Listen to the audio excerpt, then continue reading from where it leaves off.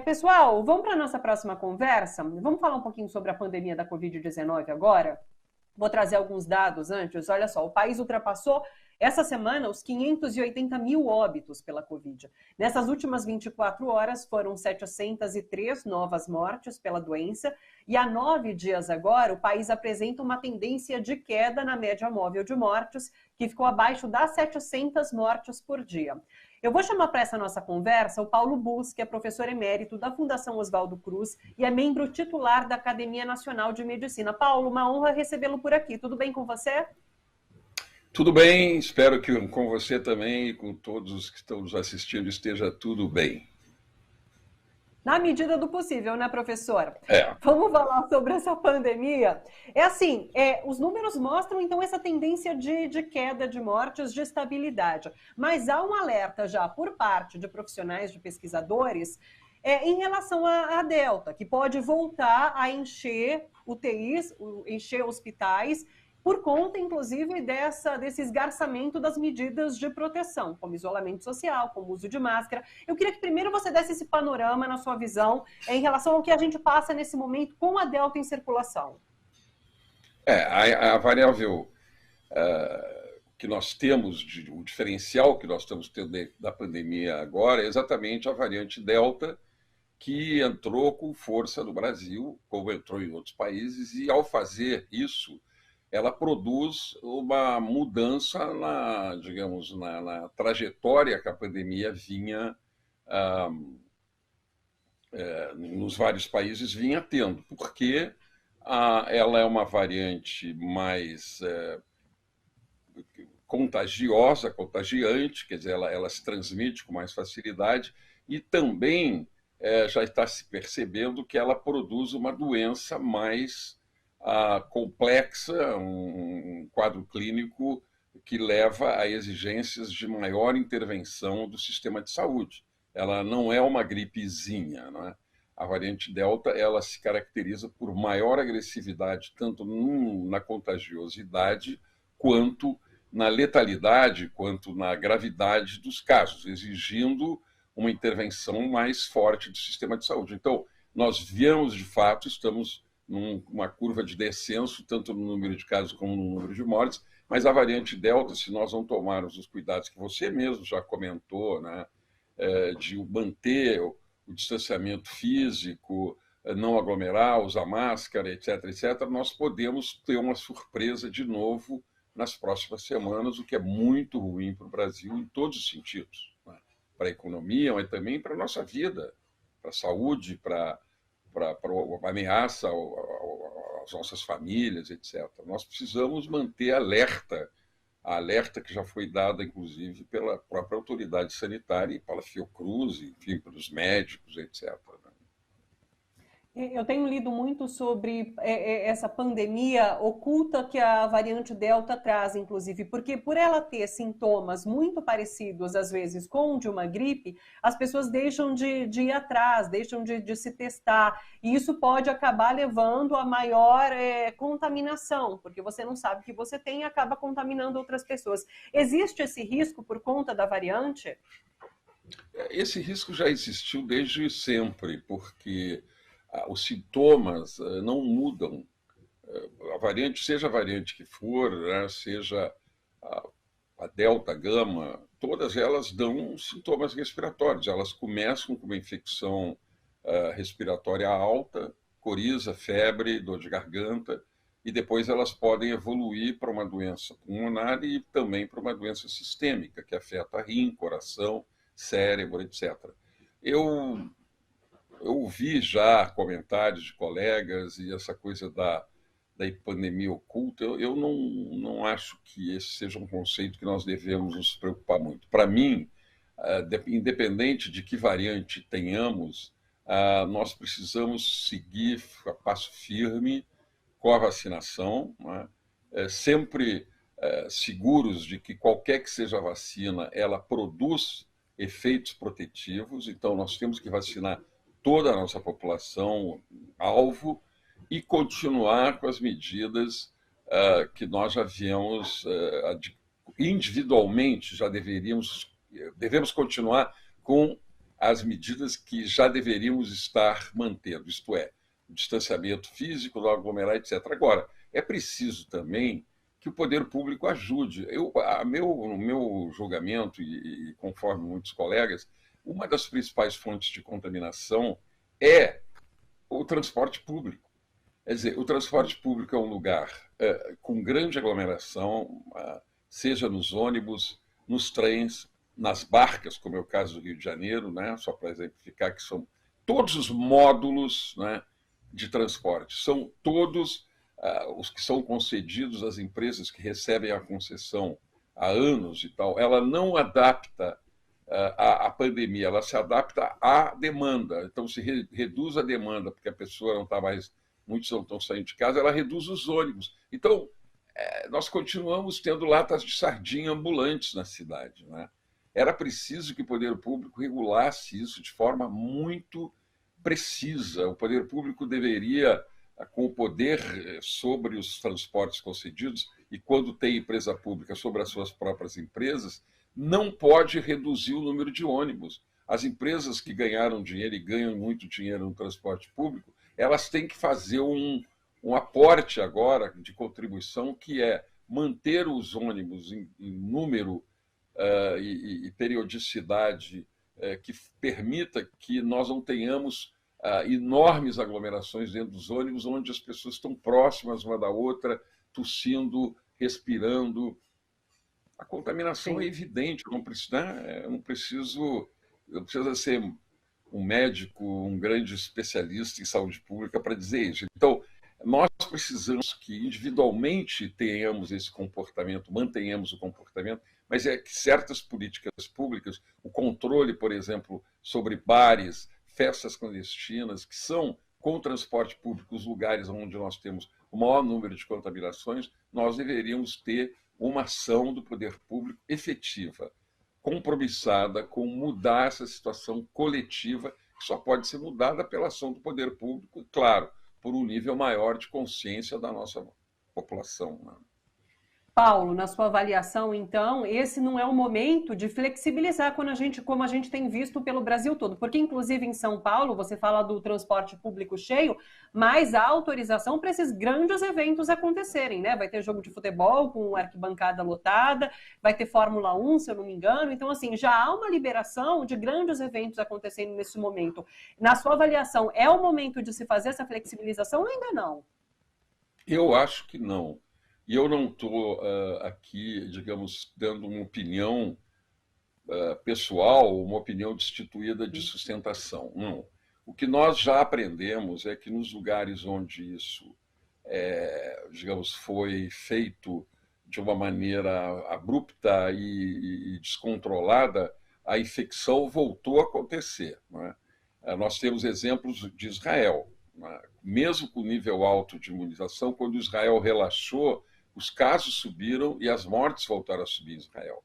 Países da Europa, a mesma coisa. Então, eu diria que nós devemos, no lugar das autoridades municipais, se for consultado por alguma, e se pudesse realmente dar, eu não liberaria estádios, não liberaria essas grandes aglomerações, não é hora de fazer isso, infelizmente. Eu sei que essa fala que eu estou fazendo é antipática para muitas pessoas, sobretudo para os empresários que estão sofrendo muito na pele as consequências, digamos, dessa imposição do distanciamento físico e da não aglomeração. Mas, olha, o risco de a gente, com essa variante rolando aí, não é?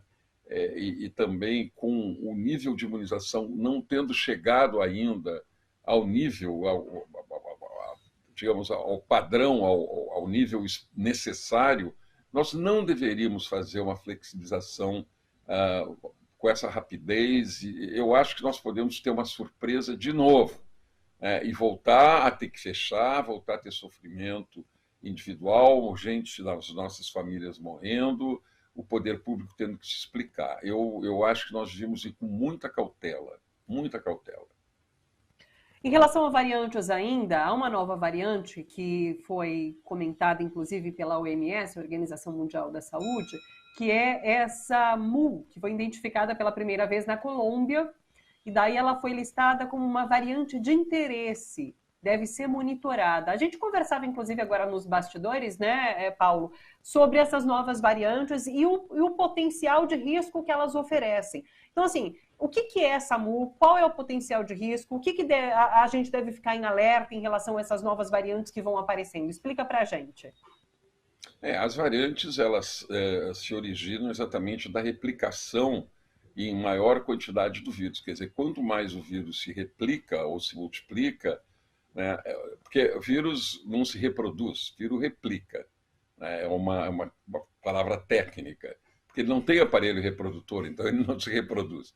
Ele replica, ele faz cópias dele mesmo.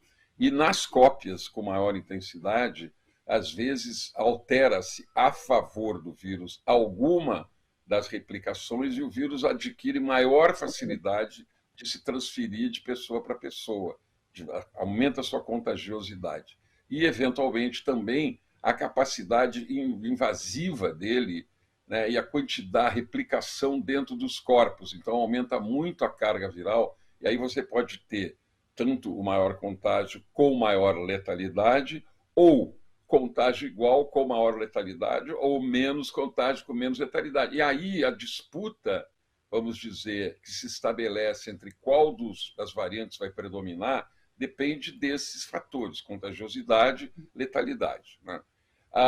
Vão surgindo muitas novas variantes. A MU, que foi detectada há uns 2 meses aproximadamente na Colômbia e declarada 2 dias atrás como vamos prestar atenção nela, ela não é ainda considerada uma variante como a Lambda, como a Delta, como a Gama, que são variantes que são decididamente de preocupação mundial, elas são de interesse mundial, que é diferente.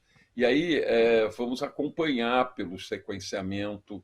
Quanto mais casos você tiver na Colômbia com essa variável, com essa variante, e lembrando que a Colômbia ela faz uma grande, vamos dizer, na fronteira norte do Brasil, noroeste do Brasil, nós temos ali na região de Tabatinga, temos a tríplice fronteira Colômbia, Brasil, Peru. Quer dizer, aquela região, por ali nós podemos ter o ingresso dessa nova variante, como a variante brasileira entrou na Colômbia também, porque nós temos ali o sistema fluvial da Amazônia e 8 países compartilham a floresta linda, aliás, floresta tropical da América do Sul. Então, essa variante é muito importante que nós façamos o controle aqui no Brasil. Nós temos que sequenciar casos de pessoas que tiveram na Colômbia, algum contato na Colômbia, que entraram da Colômbia no Brasil, etc. Nós temos que alertar muito, e a Fiocruz tem um grupo de sequenciamento muito bom no instituto que nós temos em Manaus, né?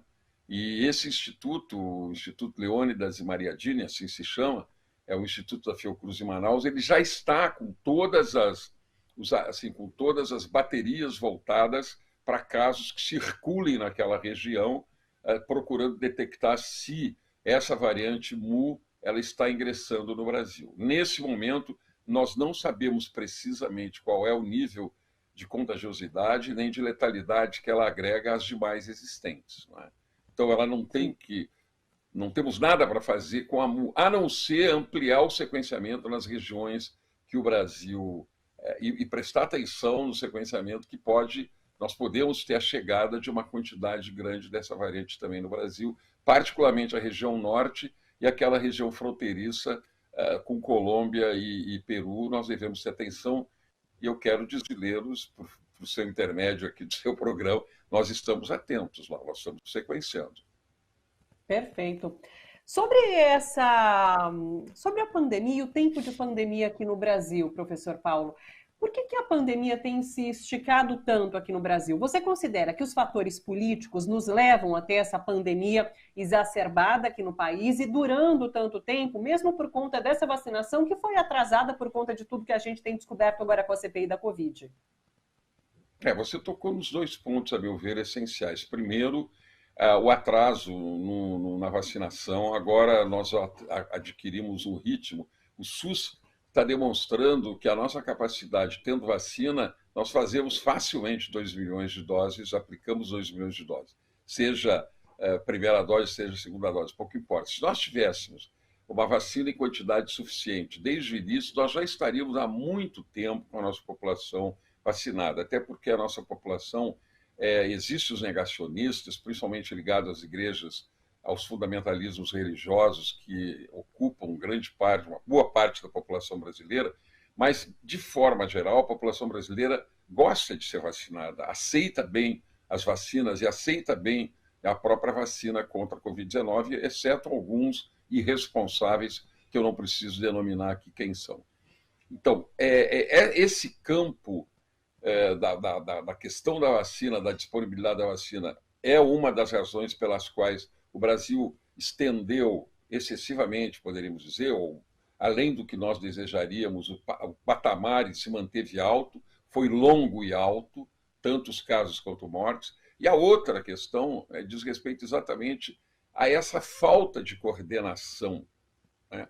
Porque quando, muito recentemente, só com o ministro Queiroga, que começa uma coordenação maior do Ministério, né? Com o ministro Pazuello e com a obediência dele cega ao Palácio Planalto e os inúmeros exemplos do presidente da República andando de moto, sem máscara, abraçando, beijando criancinha, tirando máscara. Isso aí é uma irresponsabilidade, isso é inaceitável de um chefe de Estado sério, né? E isso tudo ajuda, porque ele tem um percentual de pessoas que o seguem, cegamente, inclusive. Então, vão repetir, vão reproduzir essas atitudes. Claro que isso ajudou, indiscutivelmente, e muito, a que nós tivéssemos o número de mortes, o número de casos e esse prolongamento do desejo de nós todos, contra o desejo de nós todos, dessa pandemia nesse patamar alto de casos e mortes. E essas entradas, essas variantes, vamos abrir os olhos. O próprio presidente da República podia já abrir os olhos e começar a dizer, gente, agora eu estou preocupado, eu não tem nada, não tem essa de liberar, não, eu vou passar a usar máscara, eu vou tomar vacina, meus seguidores façam isso, não aglomeremos. Nós vamos ter o 7 de setembro aí, que pode ser um desastre, né? Porque estão sendo anunciadas... Uma coisa patriótica seria, no 7 de setembro, ser discretos na comemoração. O ano que vem nós vamos fazer 200 anos, né? Então, nos 199 anos, não precisava essas manifestações políticas que estão sendo anunciadas, que vão produzir aglomeração de pessoas sem máscara, que depois volta para casa, tem um velhinho em casa, tem uma tia mais idosa, etc, etc. Gente, isso não é patriótico, não é? Então, eu diria, não vamos fazer essas aglomerações que estão sendo convocadas, não aceitem essa convocação de aglomerar para fazer manifestações. Não importa a coloração política que você tenha. Não aglomere em nome da sua saúde, da saúde de seus próximos, da saúde da população brasileira. Vamos deixar as manifestações políticas para mais adiante, no momento certo. Eu não estou contra ou a favor de manifestação política. Eu estou dizendo que, para a pandemia, reunir um montão de pessoas, como está sendo anunciado, para, entre aspas, comemorar o 7 de setembro, não é uma boa medida, não é uma boa convocação, não é uma convocação responsável. Isso eu não tenho problema nenhum de dizer com todas as letras. Eu acho que a gente pode finalizar agora fazendo um alerta importante em relação à segunda dose da vacina, professor Paulo, porque tem muita gente que não foi tomar, tem muita gente que ainda precisa ir tomar essa segunda dose, e sem essas 2 doses da vacina, a vacina não tem a eficiência completa, né? Então, acho que a gente pode finalizar fazendo esse alerta para as pessoas se vacinarem, e lembrando que a vacina não te torna, enfim, invencível ao coronavírus. Então, também é importante lembrar isso. Por isso, essas medidas de distanciamento continuam sendo tão importantes, mesmo com a vacina, não é mesmo? Eu ia dizer assim, não se cuide só pela metade, né? Porque é óbvio que ter ido fazer a primeira dose foi muito importante. Mas se as pessoas não fizerem a segunda dose, elas não terão proteção como se espera da vacina. A primeira dose confere uma proteção muito parcial. A segunda dose eleva ao máximo, com os prazos entre uma e outra que estão definidos pela autoridade sanitária, confere de fato uma proteção muito mais alta, seja para doença sintomática, seja para doença sintomática que necessita atendimento, seja para doença sintomática que necessita internação, seja para doença sintomática que necessita internação em cuidados intensivos, seja para a morte. São 5 possibilidades, né? E a vacina protege com graus cada vez mais elevados qualquer uma dessas possibilidades quando eu tenho a segunda dose. Então, quem fez a primeira dose, por favor, não se proteja só pela metade. Volte para fazer a segunda dose. Quem não foi fazer a primeira dose, vá fazer a primeira dose, porque isso é que vai dar segurança para você, para cada pessoa, para as pessoas da sua família e para a comunidade. Não é? Professor Paulo Bus, uma honra recebê-lo aqui. Muito obrigada pela conversa, pelos alertas importantes e pelas explicações que você traz aqui para a gente, viu? Até uma próxima oportunidade. Um abraço para você. À sua disposição, muito obrigado, um abraço a todos e cuidem-se.